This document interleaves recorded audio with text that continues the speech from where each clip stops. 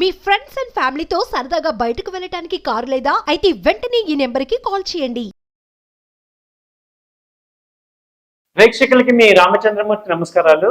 ఇవాళ ఈ వీడియోలో మార్కెట్స్ విపరీతంగా పడుతున్న టైంలో పోర్ట్ఫోలియోస్ని ఎలా కాపాడుకోవాలి, పెట్టుబడి ఎలా కాపాడుకోవాలి, దానికి సంబంధించి ఏ జాగ్రత్తలు తీసుకోవాలి అనేది ఒక విశ్లేషణగా మీకు ఈ వీడియోలో అందిస్తున్నాం. ఈ ఈక్విటీ పెట్టుబడులు అనగానే జనరల్గా ఈక్విటీ కానీ గోల్డ్ కానీ ఏవైనా కానీ కొంత నష్టభయం ఉంటుంది.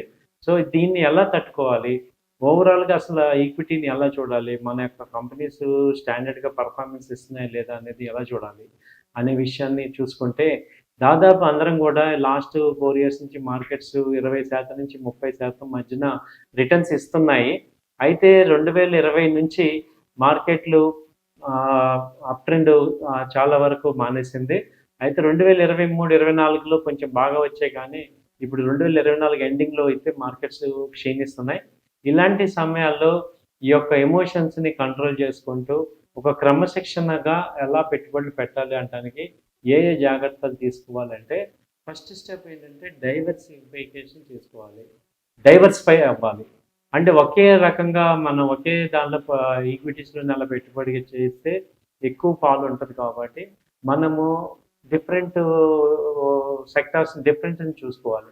వీటిల్లో ఏంటంటే ఈక్విటీస్, మ్యూచువల్ ఫండ్స్, అలాగే స్థిరాస్తి, అలాగే గోల్డ్, వీటన్నిటిలో కూడా పెట్టుకోవడం ద్వారా మన పోర్ట్ఫోలియోని డైవర్సిఫై చేసుకోవడం జరుగుతుంది. అలాగే ఇప్పుడు మార్కెట్స్ ఫాలో అవుతున్నప్పుడు చాలామంది మ్యూచువల్ ఫండ్స్లో ఇన్వెస్ట్మెంట్స్ ఆపేద్దాము, సిప్ ఆపేద్దాం అనుకుంటారు కానీ సిప్ పొరపాటును కూడా ఆపకూడదని నిపుణులు చెప్తున్నారు. ఎందుకంటే ఇక్కడే మీకు రూపీ కాస్టింగ్ పెరిగి ఎక్కువ మీకు సిప్స్ ఎక్కువ యూనిట్స్ అలాట్ అవుతాయి. కాబట్టి సిప్ని ఆపాల్సిన అవసరం లేదు, అది ఒక లాంగ్ టర్మ్ పాయింట్తోనే కంటిన్యూ చేయడం బెటర్ అని చెప్తున్నారు. అలాగే డిఫరెంట్ సిప్స్ని యాక్సెప్ట్ చేయడం ద్వారా డైవర్సిఫికేషన్ కూడా తీసుకోవచ్చు. అలాగే కార్పొరేట్ క్రెడిట్, ల్యాండ్ డ్యూరేషన్ ఫండ్లని వీటిని కూడా పరిశీలించుకోవచ్చు. తర్వాత ఎప్పటికప్పుడు పోర్ట్ఫోలియోని ఎగ్జామిన్ చేసుకోవాలి. అంటే ఏంటంటే ఈ యొక్క పోర్ట్ఫోలియోలో మనం తీసుకున్న కంపెనీస్ యొక్క పర్ఫార్మెన్స్ ఎలా ఉన్నాయి, ఈలోపు ఫ్రంట్ లైన్ కంపెనీస్ ఏమన్నా తగ్గితే వాటిల్లోకి డైవర్సిఫై షిఫ్ట్ అయితే ఇక్కడ సరిగ్గా పనిచేయని కంపెనీల నుంచి బయటకు వచ్చి పనిచేసే కంపెనీల్లో రీఇన్వెస్ట్మెంట్ చేయడం ద్వారా మనము లాభాలను సంపాదించడానికి తొందరగా అవకాశం ఉంటుంది. అంటే ఇప్పుడు ఎటువంటి కొన్ని కంపెనీలు ఇంకా ఎప్పటి నుంచో 6 నెలల నుంచి కూడా గ్రోత్ లేని కంపెనీస్లోంచి ఇప్పుడు ఈ మార్కెట్లు డౌన్ అయినప్పుడు కొన్ని సెక్టార్స్ బాగా డౌన్ అయినాయి, ఆ సెక్టార్స్లోకి షిఫ్ట్ అవటం ద్వారా రేపు మార్కెట్స్ పెరిగినప్పుడు మీ యొక్క అమౌంట్స్ ఫాస్ట్గా రావడానికి అవకాశం ఉంది. సో అది కూడా ఒకటి పరిశీలించాలి. తర్వాత ఏంటంటే మనకి మన యొక్క గోల్స్, ఫైనాన్షియల్ గోల్స్ని బట్టి జనరల్గా 2 రకాలు ఉంటాయి, short term goals, long term goals. Short term goals అంటే ఇమ్మీడియట్గా లిక్విడ్ పేమెంట్స్ ఏమైనా ఉన్నా, లేకపోతే ఒక స్కూల్ ఫీజులు కానీ, కాలేజ్ ఫీజులు కానీ, లేకపోతే వెహికల్స్ ఏమైనా కొనుక్కోవటం, ఇవన్నీ కూడా షార్ట్ టర్మ్ గోల్స్ అంటాం. అలాగే లాంగ్ టర్మ్ గోల్స్ అంటే రిటైర్మెంటు, ఎడ్యుకేషను, చైల్డ్ ఎడ్యుకేషను, అలాగే చైల్డ్ మ్యారేజ్, ఇవన్నీ కూడా లాంగ్ టర్మ్. సో ఈ లాంగ్ టర్మ్ ఇన్వెస్ట్మెంట్స్కి మనం ఒక క్లారిటీగా ఉండాలి. సో మార్కెట్లు పడిపోయాయి అని చెప్పేసి వాటి నుంచి మీరు బయటికి రావడం అనేది కరెక్ట్ కాదంటున్నారు ఈ యొక్క ఎక్స్పర్ట్స్. కాబట్టి మేమందరం చెప్పేది ఏంటంటే, మీరు మార్కెట్లు నార్మల్గానే ఉంటాయి అప్ అండ్ డౌన్స్, వాటిని మనసులో పెట్టుకొని మన యొక్క డిసిప్లిన్ని పోగొట్టుకోకూడదు.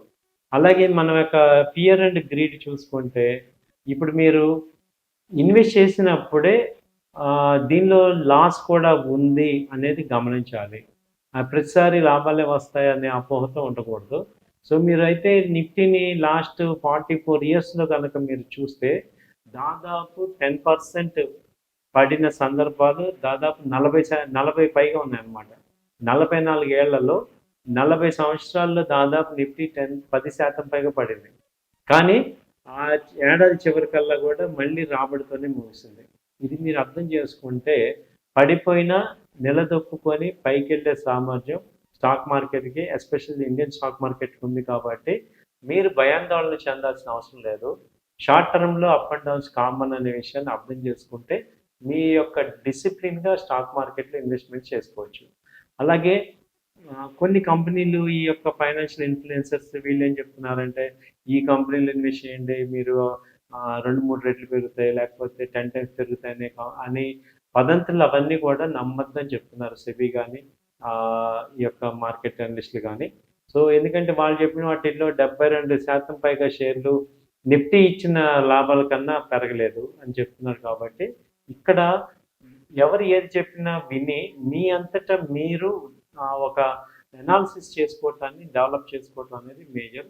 దానికి ఏదైనా ట్రైనింగ్ కావాలన్నా లేకపోతే ఏదైనా బుక్స్ చదువుకోవాలి లేకపోతే ఏదైనా మీ యొక్క నాలెడ్జ్ని పెంచుకోవటం అనేది చాలా ఇంపార్టెంట్ అనేది ఇక్కడ ఈ మార్కెట్ ఫాల్లో మీకు చెప్తున్న పాఠాలు. కాబట్టి ఇవన్నీ నేర్చుకొని మీరు ఫైనాన్షియల్గా ఎడ్యుకేషన్ అవటం ద్వారా మంచి సెట్ చేయాలని కోరుకుంటూ సెలవు తీసుకుంటాను. థ్యాంక్ యూ అండి.